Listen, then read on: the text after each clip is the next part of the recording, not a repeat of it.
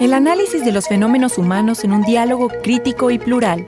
La riqueza y complejidad del hombre y sus manifestaciones sociales.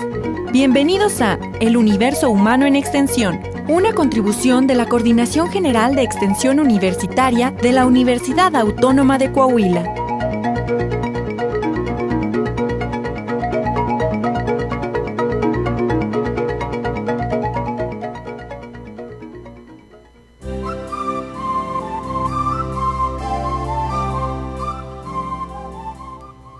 Hola, ¿qué tal? Muy buenas tardes. Bienvenidos a su programa, El Universo Humano en Extensión. Esta es una aportación de la Coordinación General de Extensión Universitaria de la Universidad Autónoma de Coahuila.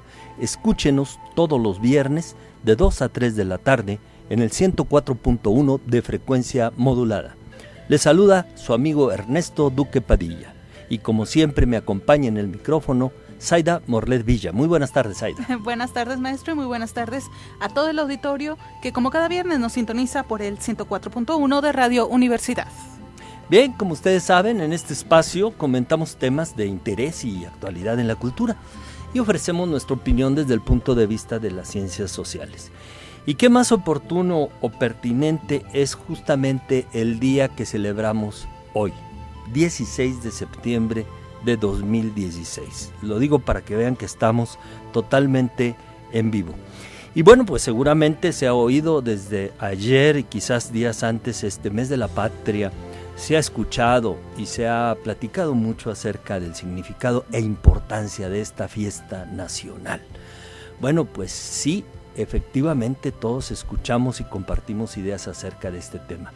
Pero también hay mucha confusión, hay mucho desconocimiento que no pretendemos desde luego resolver en un programa, pero sí aportar nuestra contribución desde las aulas universitarias para entender mejor el significado y vigencia de este movimiento que significa una ruptura, un movimiento armado con una dimensión social, cultural e histórica para tratar de entender su naturaleza. Y para eso pues tenemos, muchos puntos de vista desde donde abordarlo. Por ejemplo, los antecedentes. Este movimiento no fue único para nuestro país, es un movimiento en toda nuestra América, Zaida. De hecho, en todo el mundo, porque bien, los antecedentes y el contexto pues vienen desde Europa. Ese es el primero, desde los modelos monárquicos europeos. Ese es uno de los temas, ¿verdad? ¿Qué pasaba en el mundo? ¿Cómo se dan las cosas? Pero sobre todo, si estamos hablando de una autonomía o de una independencia con respecto a la monarquía española, o francesa, si se quiere, eso quiere decir que tenemos que hablar también de la relación con Europa, por lo mismo que tú estás mencionando. Bueno, este es un punto de vista del que vamos a abordar. Luego los antecedentes en aquel contexto, como eran las reformas borbónicas. Pero no se crean, no les vamos a dar una clase de historia. La idea es tratar de entender algunos conceptos que circulan y muchas veces no estamos familiarizados con ellos. Luego, ¿cómo ocurrió esto en el virreinato en nuestro México y qué pasaba en este país? ¿Cómo estaba la economía? ¿Cómo estaban las relaciones de cacicazgo, de poder con el clero, etcétera? Y eso también es una cosa muy, muy interesante, ¿no? Y los momentos del inicio de la revolución, del movimiento armado. Nosotros identificamos la fecha esta del 15 o 16 de septiembre como el inicio del movimiento armado. Así que es un movimiento que se va a extender desde esa fecha, en 1810, al 27 de septiembre de 1821. Es decir, 11 años, hasta la entrada del ejército trigarante, ¿no? Donde se declara... ¿Encabezado? Ese examen.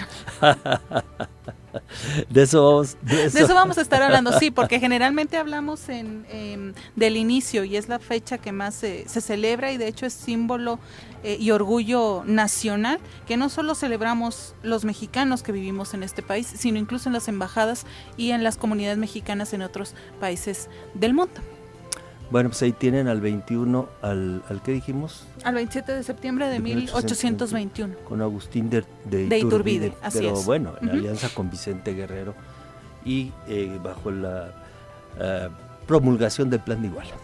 Ese es el tema. Luego el desarrollo, que es una historia, créanme, de lo más increíble, da lugar a todas las telenovelas, radionovelas que ustedes se puedan imaginar, porque pues la vida de los personajes como nos la pintan los libros clásicos de historia es una, pero la realidad es otra.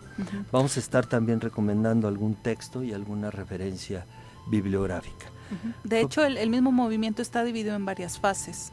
O sea, desde el iniciador, que en este caso pues es el cura Hidalgo, cuando es apresado y fusilado, ¿verdad? Y decapitado, bueno, se continúa, hay una fase de continuación, finalmente una fase de punto de quiebre y al finalizar, pues bueno, ya la conclusión de la independencia, que dura estos 11 años. Comuníquese, estamos en vivo, es al 482-6995. Recuerda, estamos en Facebook, también tenemos canal de YouTube, tenemos Twitter, @eluniversoext. Pero sobre todo los invitamos a visitar la página ernestoduque.com. Ahí encontrará este y todos nuestros programas anteriores. Bueno, pues empecemos con una trivia, a ver qué te parece. Muy bien. Nos dice nuestro amigo Salvador Hernández Vélez que el 94, un saludo para el ingeniero secretario general de nuestra universidad, que el 94% de los mexicanos no saben qué significa el nombre de su país. Sí, es una buena trivia, que nos llamen o nos comenten aquí por Facebook qué significa la palabra México. México tiene una etimología, como todas las palabras, es decir, un origen. En este caso, efectivamente, del náhuatl ya se ha adelantado parte de la respuesta y creo que la podemos encontrar fácilmente en alguna consulta rápida. Vale la pena saber cómo se concibe este concepto, valga la redundancia, qué significa para nosotros, para los mexicanos. Bueno, pues entonces, abordando el tema sobre el contexto, sobre qué pasaba en el mundo, qué pasaba después, digamos, de la Revolución Industrial. De hecho, es más o menos el contexto más o menos posterior a la Revolución Industrial, pero también la Ilustración, ¿no? Así en Europa. Bueno, partimos desde el siglo más o menos XV, donde la monarquía ejerce un absolutismo en Europa. Pues yo creo, entonces es una monarquía, tenemos un modelo español, francés e inglés. Es absolutista. Es un absolutismo, así es. Y dices tú inglés, francés y... En un momento más voy a lo de inglés. Lo que pasa es que estaban en guerras constantes. Sí. Acuérdense que incluso la colonización para nosotros y los pueblos de América es una forma de dominio, de apropiación de territorios en ese entonces mezclado con la esclavitud y lo cual hacía pues crecer el reino. Sí, lo extendía, era como una apropiación de otras tierras más allá. ¿No? Y luego pues esto también deviene en la idea de poder llegar a tener un emperador del mundo. Y entonces las conquistas eran importantes y también las pugnas, porque no había una sola potencia, ¿no? Entonces muy fuerte Inglaterra, Francia y no se diga España. España, así es. Viene posteriormente el momento el periodo conocido como la Ilustración, en donde empiezan pues como el semillero de estas ideas revolucionarias, en donde pues se lucha o se pretende derogar este concepto de esclavitud o de dominio por uno de igualdad en el pensamiento, sobre todo libertad y en el conocimiento. Recordemos también que la Iglesia ejercía ese poder en cuestiones de conocimiento, de educación. Entonces, con la Ilustración, pues bueno, viene todo este periodo de iluminación, de conocimiento, de investigación, que da como resultado pues la fase a la revolución industrial, a los procesos, ¿no? de manufactura. Bueno, son dos cosas. Yo pensaba por lo que decías en las ideas liberales, ¿no? Sí, en las donde ideas, por ejemplo aparece en este siglo que es 18, más o menos 1700 y 1800, aparecen las primeras declaraciones de los derechos humanos. No se llamaba así, se llamaban entonces, no recuerdo el año, donde se dan estos pronunciamientos, pues son los derechos del hombre. La primera ves que se manifiestan. Y con estas reformas, bueno, un ciudadano que podía llegar a ser electo o elegir, bueno, pasaba justamente de sometido a ciudadano. Estas son las primeras ideas que permean en Europa occidental y que desde luego nos van a influenciar grandemente. Pero hay un hecho, yo me pregunto, ¿cómo serían las cosas si un pequeño acontecimiento hubiera sido diferente Fíjate, en 1700, antes de morir el rey Carlos II, que no tenía descendencia, heredó el trono a un miembro de la casa reinante en ese momento, en Francia, los Borbones, que luego viene la guerra de sucesión. Sí. ¿Qué hubiera pasado si este rey Carlos II hubiese tenido descendencia? O se le hubiera... un factor muy importante, por eso detalle, se buscaba, fíjate cómo cambia toda la perpetuar la familia, o sea, tener herederos. Sí, pero entonces pasa que no. a los Borbones, que es Felipe de Anjou, ¿cómo te acuerdas de este? Bueno, lo que pasa es que cuando lo confirman pasó a ser Felipe V, que es ya lo que recordamos en 1713. Pero entonces aparece esto que tú mencionabas, que vamos a llamar el despotismo ilustrado, que luego dio lugar a lo que conocemos como las reformas borbónicas, que, bueno, son leyes, son constituciones que ordenan de una manera las relaciones diferentes, ¿no? Pero entonces les preocupaba mucho la cuestión del poder y había un gran intento por centralizarlo, ¿no? Por eficientar la administración, porque piensen ustedes en las colonias, como por ejemplo en América, en otras partes del sur de América, con esas distancias tan grandes, el poder monárquico tenía su propia organización, bueno, pero en relación con el clero, y entonces están los poderes, está la Inquisición, y entonces tengo como mi mano derecha a la iglesia, los virreyes, para someter al pueblo. Y aquí el interés entonces era reducir los poderes de la iglesia. Acaban con la Inquisición.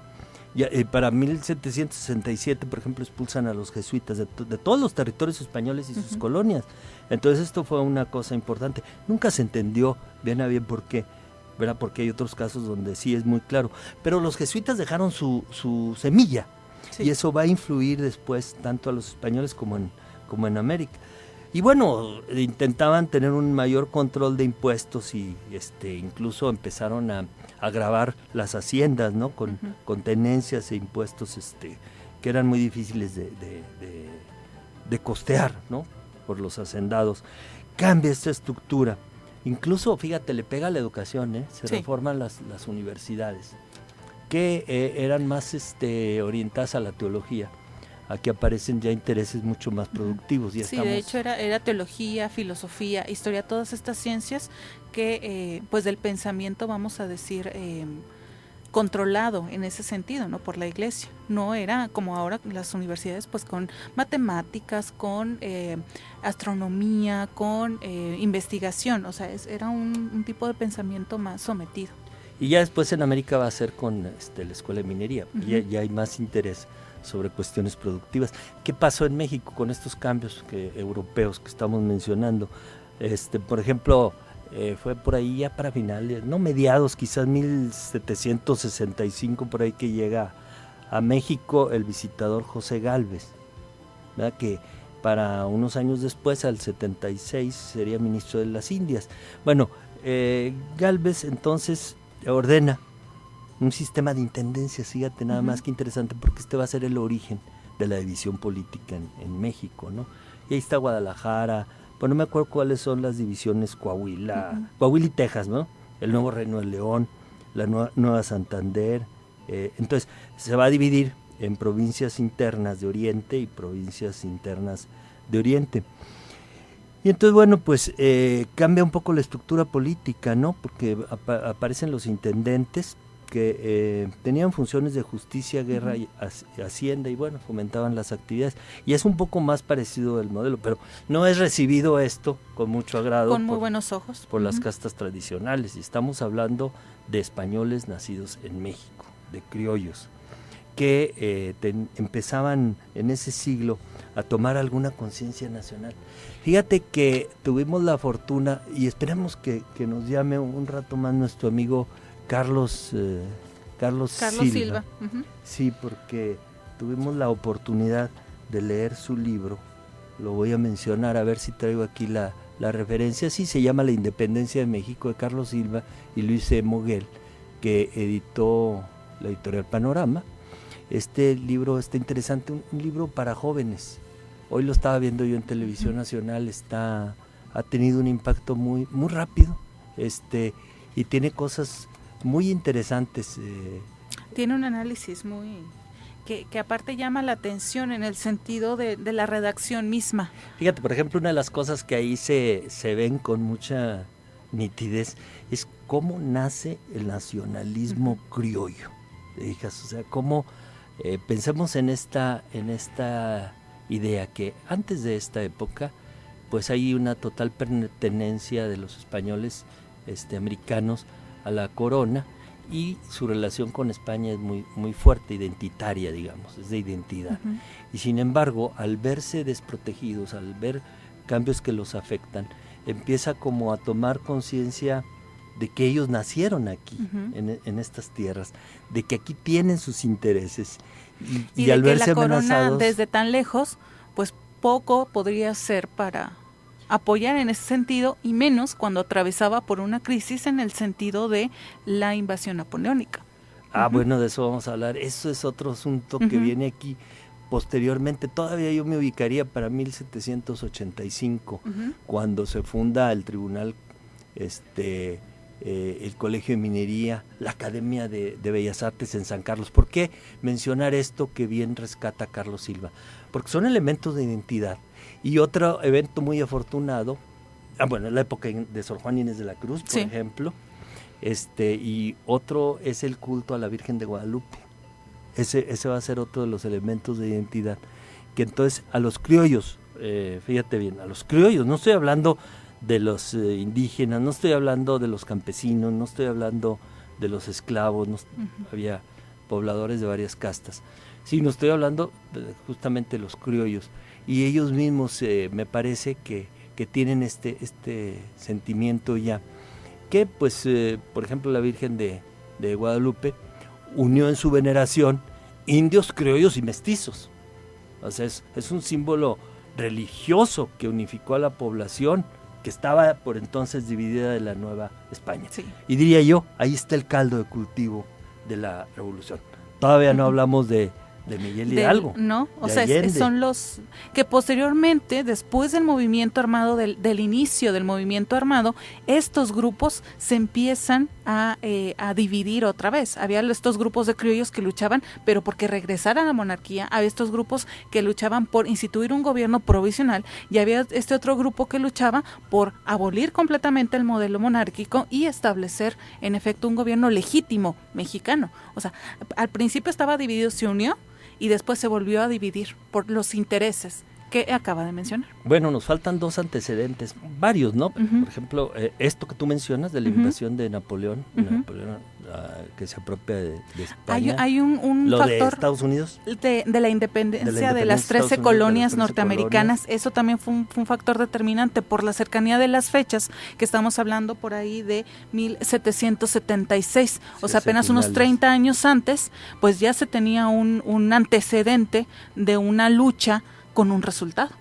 Pues sí, efectivamente, y esto además también tenía que ver con las ideas de la Ilustración y de los liberales, porque los conceptos ya de división del poder aparecen en Estados Unidos, creo que primeramente, ¿no? Sí. Aunque venían de Europa, pero aparece ya el ejecutivo, el legislativo, el judicial. Y una división de ejecutiva, vamos a decir. Fue cuando se escuchan por primera vez estas divisiones de estados, vamos a decir, y que cada estado tuviera a la vez su poder local. Entonces, lo que ahora conocemos pues como el gobernador, como los presidentes municipales, etcétera. Bueno, pues entonces, ¿qué pasó pues en Europa, con España, con Napoleón? Es muy curioso. Si tú lees Wikipedia o si lees cualquier libro de texto, pues simplemente te dicen que toma el poder con engaños y argucias Napoleón, desplazando al monarca español. Pero si tú lees a Carlos Silva, te vas a dar cuenta de que hay una historia ahí muy interesante de engaños. ¿Quién reinaba por entonces en España? Y cuando Napoleón toma España, Fernando, que es el séptimo. Fernando VII es al que vamos a estar, del que vamos a estar hablando. Es el que se dice que es mencionado en el grito de Dolores, que Hidalgo no va a gritar precisamente No, Viva México. De hecho, algunos historiadores refieren que el movimiento armado era para apoyar a Fernando VII, que en ese entonces estaba secuestrado por Napoleón Bonaparte. Sí, pero allá porque en Fernando Europa. VII había abdicado, bueno, no, el papá, ¿no? No, su padre. Su padre, abdicado el trono para él. Y ya cuando lo ves aquí a través de la crónica de Carlos Silva, dices, bueno, pues era un tipo timorato, ni su esposa lo quería, se supone que hasta lo engañaba, y con engaños le dice a Napoleón, bueno, déjanos pasar nuestras tropas por España porque vamos a invadir Portugal. Y no es cierto, se estancan las tropas ahí, le empiezan a hacer la vida de cuadritos, y luego como que para conciliar es invitado a una reunión donde se le va hablaban de liberar a alguien que tenía preso Bayona, una cosa así, que tenía preso Napoleón, y no es cierto, lo aprenden, era una trampa. Era una treta, así es, mientras que un rey abdicaba, el otro era secuestrado, y entonces también hay que mencionar el antecedente de Napoleón Bonaparte. Venía obviamente de liderar con éxitos en Francia, ¿no? En Rusia, ¿no? Había... De cierta manera, cuando estamos en la época de la lucha por la independencia de Francia, que con el grito de libertad, igualdad y fraternidad, pues no tienen un líder concreto, sino que hay movimientos No, llega con una imagen muy poderosa. Llega entonces él con una imagen poderosa. Que no hemos mencionado ese dato viene también. Con esta la parte Revolución de la Revolución Francesa con la toma de la Bastilla, ¿no? Sí. Entonces, él se hace de una fama, se hace de seguidores, y vamos a decir que de cierta forma, como Miguel Hidalgo tiene es el símbolo, es la representación de los intereses del pueblo. Sí, pero lo curioso es que en luego, Nueva España es visto como débil el gobierno español.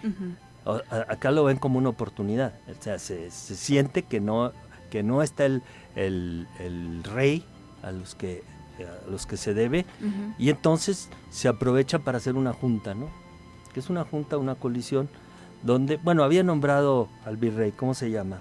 José Videgaray, me parece. Videgaray, así es. Y él, pues en principio acepta de estos criollos que habían hecho una asamblea para gobernar y desconocer a Napoleón.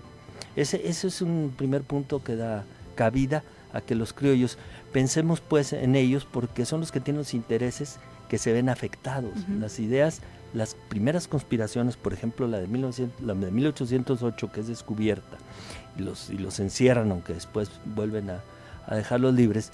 Estos primeros conspiradores no son obreros campesinos, ¿no? Bueno, no había una sociedad industrializada como ahora, pero no son el pueblo.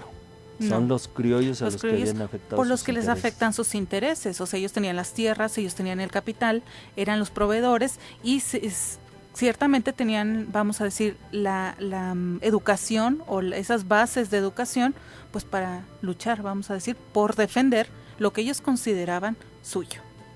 Bueno, pues nos imaginamos entonces otro panorama, porque estas son tentativas, digamos, y no son individuales, no hay una persona que se le ocurra de repente desprenderse de la tutela de un imperio, no, sino que es un movimiento generalizado en toda nuestra América.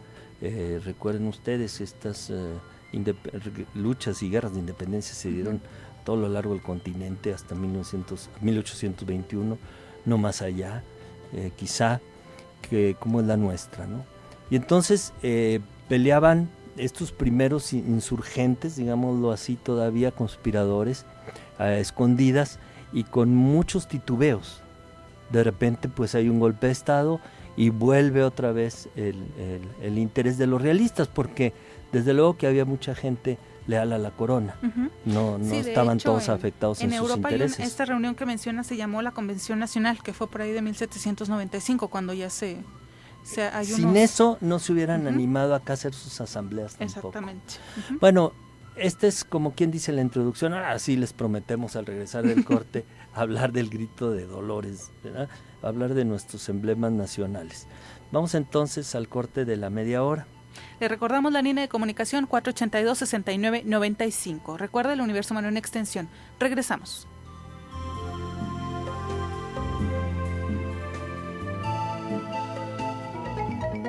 El universo humano en extensión, un espacio de análisis y diálogo. Regresamos.